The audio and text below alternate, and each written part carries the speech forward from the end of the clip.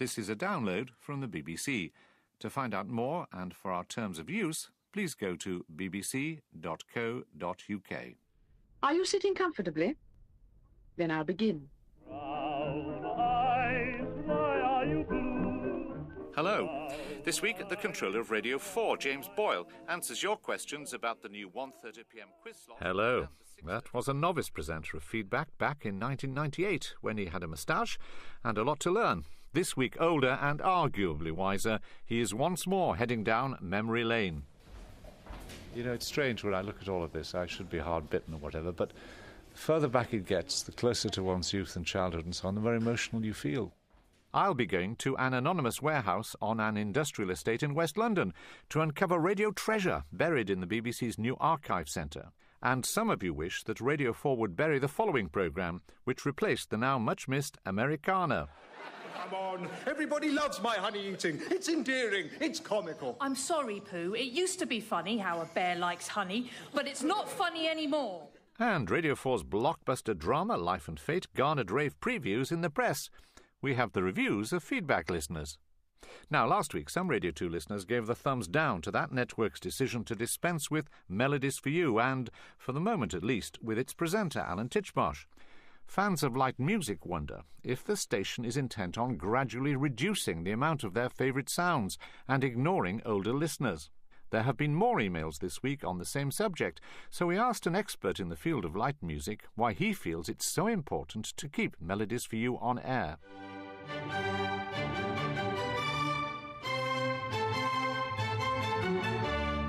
My name is Ronald Corp and I'm the musical director of the New London Orchestra.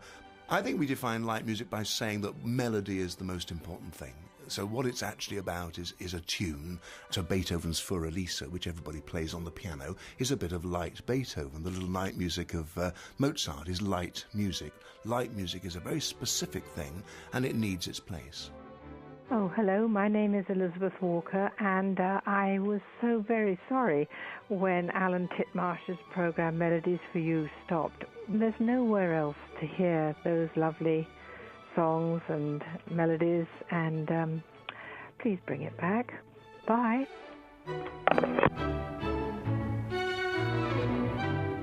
Well, I think if you cancel any programme that's actually reflecting what people want to listen to, you've got to really know why you've done that. And I'm surprised because people want that sort of music in a certain place. I think there should be a strand of light music in the same way that we acknowledge there should be a strand of jazz on Radio 3. I'm Graham Parsons, and the recent Light Classical Musical Festival, the Light Fantastic, which was on Radio 2 and 3, has been reported as being very successful. So dropping Melodies for You seems to be at odds with this claim. My name is Mrs. Northfield. Please could we have Melodies for You back on a Sunday? Do look forward to it so much. I'm housebound and it's the best programme of the day and they've taken it off. Is there a chance, please, that we can have it back? Thank you very much. Just a few of the many listeners who've been in touch about this issue. Geoffrey Taylor is another, and he came into the studio to put the case for Melodies for You. One never knew what was going to be on, which was one of the great attractions. What about the argument that you can find this music elsewhere? No, well, I can't agree with that. I can't agree with that at all. I think the BBC put out a press release to say that the kind of music found on Melodies for You could be found on things like Desmond Carrington, Elaine Page, Friday Night's Music Night, David Jacobs. Well, it doesn't. Their mix is much more of popular standards, what I would put under inverted commas Frank Sinatra stroke Ella Fitzgerald. But generally speaking, there is nowhere that I can find on Radio 2, and Radio 2 is a music channel where there are popular classics. We had hoped that Geoffrey would have been able to put his case directly to the controller, Bob Shannon, but Mr. Shannon preferred to be interviewed by me. I asked him to explain his decision to cancel Melodies for You. I guess the truth is that we felt that after a long run, the programme wasn't quite in the same pomp that it used to be in terms of its audience. The audience has definitely shown signs of decreasing loyalty over the years from its heyday. And also that there are other ways in which we can offer value for money for the audience, as well as a full repertoire of light music. You say things like value for money, and in my suspicious mind that means, well, is the presenter too expensive? You want a cheaper presenter, or you can't afford to do it? Well, a consideration is the cost of the programme, the attractiveness of the slot, the way the audience is going, well, and the need also. What does that mean? Does that mean the audience is falling, though not very quickly? The programme is too expensive, perhaps the presenter is too expensive. You can do a better job with less money elsewhere. Is that what it means? It means a combination of those things, yes. Yes. Now, we've just heard lots of listeners say that they can't get the particular mix of music that they get in Melodies for You elsewhere. And the first thing to say is that Friday night is music night, is a stalwart of light classical music.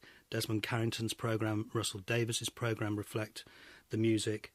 And coming up in 2012 alone, we have plans for a Christmas Your 100 Best Tunes special. We'll be doing a celebration of the Royal Albert Hall and all of its music, which obviously incorporates much of this repertoire. There's a series on operetta. There's a celebration of 60 years of the BBC Concert Orchestra, which Alan Titchmarsh will be presented. There's a documentary series, Legends of Light Music, and that's notwithstanding any other light music that would be played elsewhere in the schedule. So you're retaining the commitment to light music, but again, what people would say is this particular mix of melodies for you gave you a range of music that you can't get elsewhere. And again, there's this worry that's behind that perhaps Radio 2 thinks this music is rather unfashionable. And Rodney Simmons says, why does Radio 2 not cater for mature people anymore? And they point to the BBC Trust Review last year, which said that you needed to address the recent decline in listeners aged over 65. And they would say, this doesn't look as though you're addressing that, does it? Let me make it absolutely clear. We are not desperately trying to appeal to a youth or younger audience. I'm rather proud of the fact that in the last 2.5 years, Radio 2's appeal to over 75s has actually increased. Bob Shannon. And I'm not sure one could call this light music, but it is certainly popular, with BBC Radio producers anyway. Facades by Philip Glass. Last week, several of you pointed out that it was hardly ever off the air. The producers of Rogue Mail on Radio 4 Extra, and The First 1,000 Days, A Legacy for Life, Secret Britain, Punt PI, and The Talented Mr. Ripley, all on Radio 4, seem to have found it irresistible. Since then, our glass spotters have been maintaining a round-the-clock lookout from feedback towers, and there's been another sighting, or should I say hearing. My name's Andy Hudson. In your review in feedback last week, you referred to the number of programmes that are using Philip Glass's Facades as theme and incidental music, and you missed one out. There's a series running on Radio 4 Extra at the moment, which also uses this music as its theme. Julie Enfield Investigates. Murder West 1 by Nick Fisher. The first tale, A Cure for Death, with Imelda Staunton as Julie Enfield. Now, I'm sure you would not wish to have this record banned, but as the former Labour Prime Minister said of a troublesome colleague, Party Chairman Harold Laski, a period of silence would be welcome. Still on the issue of overkill, you would have to be in the Lubyanka not to be aware that virtually all Radio 4's drama slots, except for The Archers, of course, have been given over to an adaptation of Vasily Grossman's World War II epic. And there has been other related programming, such as documentaries and a special edition of Andrew Marr's Start the Week. It's all too much, say some listeners, who also think feedback is not beyond reproach after our feature last week. Ian McRobert says, is there some irony that you spent a lot of time discussing whether Radio 4 is spending a lot of time on this dramatisation? A hit, a palpable hit. Nonetheless, you still want to talk about Life and Fate, and you set the agenda.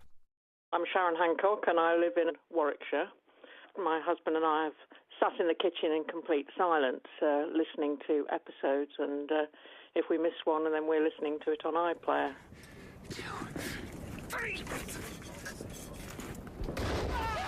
Julie Turner from East Yorkshire. The thing I'm enjoying about it is it's actually introduced another mammoth classic. I have read War and Peace, and I've read Crime and Punishment, a few Russian novels, and I'd not heard of this one, and I'm thoroughly enjoying the all-star cast, and particularly Kenneth Branagh, who I think just transports you to Russia. Don't shoot! David Best, North Gower, Swansea. We thought that was a marvellous idea, and congratulations to the BBC. But the trouble with that programme was that there's so much background noise, things like rustlings and mainly battle noises, that we couldn't hear the words. And this was so bad that in the end we gave up and turned it off. You ready? 1, 2, 3. Some of your thoughts on Life and Fate, all 8 hours of it, which is even now on its way to the new BBC archive in Perivale in West London. The BBC broadcasts around 1,500 hours, or 62.5 days of radio each week, so I thought the new centre would be a building the size of St Paul's Cathedral. Instead, it looks like an ordinary aircraft hangar, but inside is radio heaven. Are you sitting comfortably? Then I'll begin. Brown eyes, why are you blue? Broadcasting is a development with which the future must reckon, and reckon seriously. I have to tell you now that no such undertaking has been received. This is the BBC third programme. And good morning, everyone. Welcome to the exciting new sound of Radio 1. I'm not allowed to say how many planes joined the raid, but I counted them all out, and I counted them all back. 5 minutes, hit a 4 over the weekkeepers. Beggars, for goodness sake, stop it.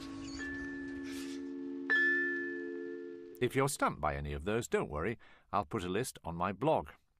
More and more of the BBC archive is being made available for us all to listen to whenever we want to. For example, earlier this year, more than 500 editions of Desert Island Discs from 1942 onwards were made available online, much to the delight of listener Jerry Page. It's a treasure trove, and my mission is to find out how to listen to every one, which means taking about 6 months off work. So many interesting people, some sadly passed away now, in such a simple setting. A brief life story with 8 records and a chat. I've been transfixed by some of them as I wend my way up motorways and been moved to tears by many. And just last week, the entire back catalogue of Radio 4's In Our Time also became available to download. But that's just the tip of the archive iceberg. BlackBerry emailed feedback to ask how much more is going to be made available and when. To find out, I went to the archive's new home in West London, where I met Sarah Hayes, the Controller of Information and Archive, and Pete Skinner, the Head of Operations. I put my foot in it straight away by describing the new place as a giant shed. Oops. Well, first of all, I think it's a little bit more glamorous than a shed. It's rather a large, state-of-the-art warehouse facility. And we've moved here from Wimble Road because we'd been at Wimble Road for 40 years. And to be honest, that building was no longer fit for purpose, and we needed a new facility. There are stories that some parts of the BBC archive were seen flowing out in floods out of Windmill Road. Is that true? No. We did have some issues with rain ingress in some parts of the building. Rail ingress. I think that means the archive got wet. Situations where we were having to remove tapes from the ground floor. Well, I turned to Peter Skinner, who had the job of supervising the move. Give us a sense of what you had to move. 5 or 6 lorries a day, bringing 30,000 items a day over 202 days. 4 million items. Is the intention to digitise everything and make everything available? Well, looking forward 10 years, I would say that our aspiration is that people will be able to interact with most of their favourite programmes online, yes. I'm Bill Thompson. I'm Head of Partnership Development within the BBC's Archive Development team. You can't just throw everything out there and let people look through it. That would not be reasonable, even if you had the rights to. A lot of material in there reflects its time. It may have people saying words that we now find unacceptable. There's also the BBC's ongoing duty of care to everyone who took part in a radio or television programme. Because 20, 30 years ago, if you were filmed, you would never expect that clip of you might appear on Google in the future. You wouldn't have known that such things were possible. The plan is not to give it all away, nor is the plan to sell it all. It is to do what's in the best interest of licence fee payers for any particular collection. Trevor Harris did ask on the BBC blog, what if the place burnt down? Would it all be lost? Could this place burn down? It could, but as much as possible, we have protected against that with gas suppression systems in all the vaults, so that the content should be protected from any individual fire. The policy for the BBC is to create masters and clones of content as much as possible. So yes, if this building was demolished or burnt down, we would have quite a lot of our material protected in the sense we have another copy. So, Sarah, we're in the exhibition room, and on one wall is completely covered with what a visual history of BBC. I just wonder where Bill and Ben the Flowerpot Men are, and Weed, which is... Yeah, you know, it's strange when I look at all of this. I should be hard-bitten or whatever, but the further back it gets, the closer to one's youth and childhood and so on, the more emotional you feel. I can remember the first time hearing a Hancock, for example, and it just gave me such happiness. We'll slide cockpit open to see what's wrong. Good evening. It's difficult to look and to think about that now without being a little bit emotional. Is that the impact it has on a lot of people? Very, very definitely. And we would like to release archival material to allow people to look up their date of birth or look up that period when they were 12 and they were, about to get into their teenage years and things that were really important to them. She knocked gently on the two big flower pots and said,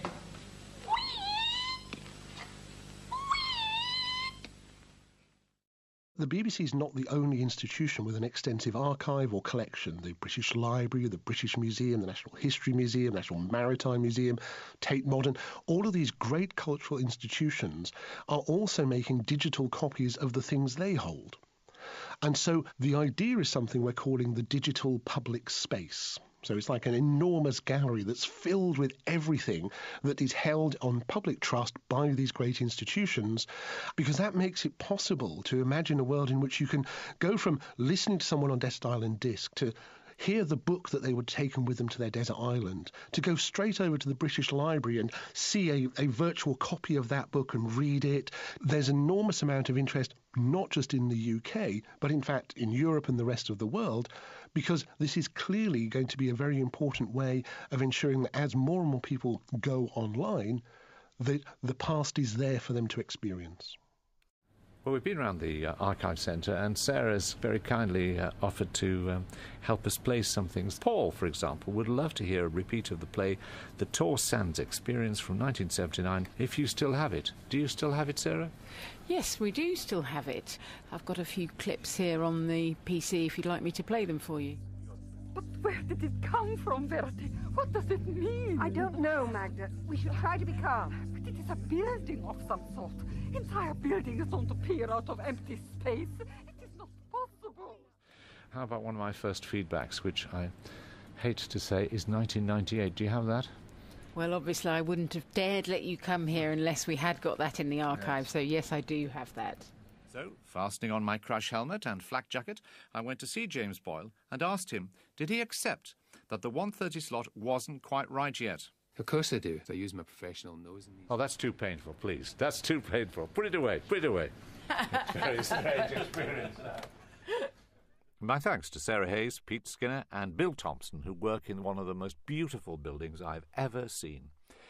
And yes, we did ask those in the know what it all cost, but unfortunately they don't comment on such matters. Before we move on, I want to play you another short clip from that old edition of Feedback. I think whether you like the material on air or not, thank goodness, is a subjective matter, and it's my job to be kept in the hop by listeners who'll tell me, didn't like that, so change it. That's what I'm here for. OK, how many marks do you give yourself then, as opposed to schedule? I blush and look away in this one. Well, that's a younger, more hirsute Bolton talking to the last Radio 4 controller to make dramatic changes to the network schedule, James Boyle. Perhaps as a result of the subsequent uproar, both inside and outside Broadcasting House, the next two controllers adopted a softly approach and made minimal changes. However, the present brave, or is it foolhardy controller, Gwyneth Williams, has chosen to be arguably more radical, to less than overwhelming applause from feedback listeners. Last week we heard how disappointed many of you were to have to say goodbye to Americana. This week you've been in touch again, even more concerned, having heard what's replaced it. My name is Michael Spriggs. I used to look forward to Americana every Sunday, it was very enlightening and informative. And instead, they replaced it with this puerile, trivial rubbish. Don't get me wrong, there are some very good comedies. And by the way, have you noticed the response of the, I assume they are very carefully vetted audiences. Most of them, you only got to say a word like bottoms and they will shriek hysterically. Pooh, you ran out of honey, so you tied yourself to a balloon and tried to steal some from the bees. That's not a spot of bother, Pooh. That's the reckless desperation of an addict. Glyn Edmonds from Hayling Island in Hampshire. It's important that we keep links going with the US, and in my opinion, certainly it's been replaced by a very substandard humour programme. Former Labour Home Secretary David Blunkett also got in touch to allege that Gwyneth Williams couldn't give a fig for what the audience thinks. So why did she give Americana the chop? This is what she told me on feedback in January this year. And one of the things I want to do, actually, in October is introduce a new comedy programme on Sunday evening. Because I think by Sunday evening, people feel a little sad Sunday evenings. Or get worried about Monday morning. Exactly. Yes. Radio 4's current controller, Gwyneth Williams. Listener Tim Gates doesn't buy that argument, though. Well, I don't know what evidence there is for this, but even if it were true, unless people feel sad on all 7 nights a week, then surely a slot on a different night could easily be found for Americana. Thanks to all of you for getting in touch, and please keep your comments coming.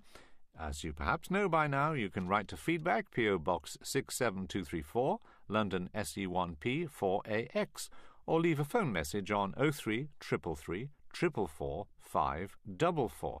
Standard landline charges apply, but it could cost more on some mobile networks. Or you can email feedback@bbc.co.uk. All those details are on our website, where you'll also find a link to my blog. Occasionally worth reading. Now, the BBC Trust has been looking at how well the BBC stations in Scotland, Northern Ireland and Wales cater for their listeners. Northern Ireland got pretty good marks, as did the bosses of BBC Radio Wales and Radio Cymru. Although the review pointed out that average listening time in Wales has declined and that audience awareness levels need some attention. We're planning to talk to someone from BBC Wales later in the series. The review into BBC Radio Scotland was also largely positive. However, it also flagged up a number of concerns. Jeff Szynski is the head of Radio Scotland. I asked him why his station costs more to run than the sister stations in Wales and Northern Ireland. The differences are easy to break down. We are spending more on making more programmes, we're making more speech programmes, and in many cases the costs of making those programmes in Scotland are higher simply because of the landscape and the geography. But even within that mix of more speech programmes, it's the kind of programmes we're making as well. We've invested in drama, we've invested in comedy, investigative journalism, features. All those things are more expensive types of radio to make. But, of course, the Trust says that perhaps you make, as it were, across too wide a range. It says that your eclectic mix is confusing listeners. Let me quote, Radio Scotland brings a large number of listeners to the BBC portfolio in Scotland, but an eclectic schedule has been adversely affecting overall audience impressions of the station. It's a dilemma that has faced everyone who's been running Radio Scotland since its inception, over 3 decades ago. The criticism has been trying to be all things to all people. What's been really useful from this review is the strong support the Trust has given us for our future strategy, which is to say, we're not trying to do all things for all people. We are largely going to be a speech station in the daytime and a music station in the evening, and that music schedule concentrating on specialist music. But that implies there will be some minorities unhappy with you. Yes, and they make a very strong case in the report that we are a national station and that where there has been aspirations for more local content from us over the years, that it's unlikely we'll be able to do more for local audiences than we're doing at the moment. But you're going to have less money to do it with. I mean, because the Trust made it very clear that rising costs and the freeze of the BBC licence fee will mean significant cost savings will have to be made, and it acknowledges that some will directly affect the quality, scope and scale of the BBC's output, and that will presumably apply to Scotland too. Well, nobody's going to get off scot-free from this, not even the Scots, I'm afraid. But the listeners, the audience, the licence payers wouldn't expect us to do anything else other than be more efficient with the way we spend our money. It's not just efficiency, isn't it? It's affecting the quality, scope and scale of what you do. So what will you have to stop doing or reduce doing? Well, I don't think it's going to affect the quality of what we're doing. It is going to force us to make some choices. For instance, for BBC Radio Scotland, we have already said to the Trust we will have to look at what we do in the evening schedule, where we're currently delivering a split schedule of sport and specialist music. I mean, we're broadcasting 30 hours of programmes in every 24 hours. So there's where the choices will have to be made. Jeff Szynski addressing the same sort of dilemma which faces managers across the BBC as the corporation comes to terms with its reduced, though still considerable, income. Back to Radio 4. Ben Thomas emailed on Wednesday singling out for special praise this week's In Touch, the network's weekly programme for blind and partially sighted people. It featured a powerful interview with the PC David Rathband, who was blinded by the gunman Raoul Moat last year. By the way, In Touch celebrates its 50th birthday in a few weeks' time. To mark the anniversary, I'll be asking how effectively you think BBC Radio covers disability issues across the board in both its specialist and mainstream programmes. Here's a taster of some of them, starting with Does He Take Sugar?, which was axed by the aforementioned James Boyle in 1998. What he needed was to be given constant stimulation and also dignity, and to be given a reason to see that there was going to be light at the end of the tunnel. So I just said, right, Kim, you're going to get better and we're going to make you better. And then he made himself better. Nobody ever came up to me, Peter, when I got shot, or my family, and said, you know what, you're really going to need some help. You've got an appointment in 3 weeks' time. They've just let me get on and do what I've done. As you well know, I don't know whether a lot of this is my own perceptions and my... Now, Chris Daines, who has bipolar disorder, has been keeping an audio diary for us for the past 6 months with occasional help from his wife and carer, Ruth. He's been trying to document his experience of living with the illness, its crushing lows of depression and the manic episodes which follow. Liz, is it easier to be a disabled man or a disabled woman? Well, you've come in with quite the question, haven't you? You've been away for 3 months and now you ask me that. Why this need for battle of the sexes? And so, what will Jane Cordell's next role be? Well, I don't know, but I very much enjoyed over the past couple of years getting involved in coaching individuals, and particularly individuals with disabilities themselves. Some clips there from In Touch, Ouch, You and Yours, and No Triumph, No Tragedy. Peter White, who of course presents a number of those programmes, will be joining me and others next week to discuss your thoughts on radio's coverage of disability. So please do let me know what you think. I'll hand back to my younger self to sign off for this week. Please join us again next week. I shall look forward to reading your letters, faxes and emails. Don't let the broadcasters off the hook. My voice is trapped forever in an industrial park in West London. But just think of the company. Goodbye. Fans of light music wonder if the station is intent on gradually reducing the amount of their favourite sounds and ignoring older listeners. There have been more emails this week on the same subject, so we asked an expert in the field of light music why he feels it's so important to keep Melodies for You on air.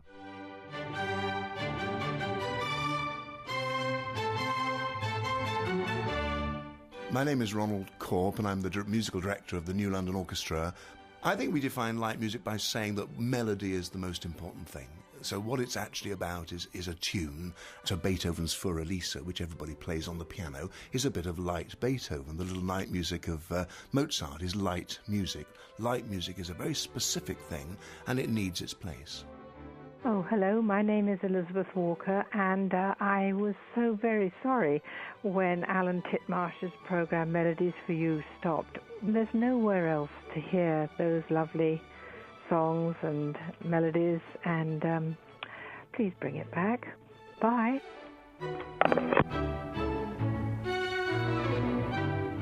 Well, Well, I think if you cancel any programme that's actually reflecting what people want to listen to, you've got to really know why you've done that. And I'm surprised because people want that sort of music in a certain place. I think there should be a strand of light music in the same way that we acknowledge the emotional you feel. I'll be going to an anonymous warehouse on an industrial estate in West London to uncover radio treasure buried in the BBC's new archive centre. And some of you wish that Radio 4 would bury the following programme, which replaced the now much-missed Americana.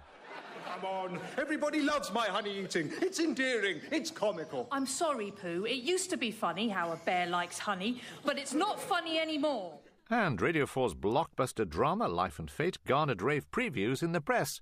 We have the reviews of feedback listeners. Now, last week, some Radio 2 listeners gave the thumbs down to that network's decision to dispense with Melodies for You and, for the moment at least, with its presenter, Alan Titchmarsh. This is a download from the BBC. To find out more and for our terms of use, please go to bbc.co.uk. Are you sitting comfortably? Then I'll begin. Hello. This week, the controller of Radio 4, James Boyle, answers your questions about the new 1:30pm quiz slot. Hello. That was a novice presenter of feedback back in 1998 when he had a moustache and a lot to learn. This week, older and arguably wiser, he is once more heading down memory lane. You know, it's strange when I look at all of this. I should be hard-bitten or whatever, but the further back it gets, the closer to one's youth and childhood and so on, the very much... There should be a strand of jazz on Radio 3. I'm Graham Parsons, and the recent Light Classical Musical Festival, the Light Fantastic, which was on Radio 2 and 3, has been reported as being very successful. So dropping Melodies for You seems to be at odds with this claim. My name is Mrs. Northfield. Please could we have Melodies for You back on a Sunday? Do look forward to it so much. I'm housebound and it's the best programme of the day and they've taken it off. Is there a chance, please, that we can have it back? Thank you very much.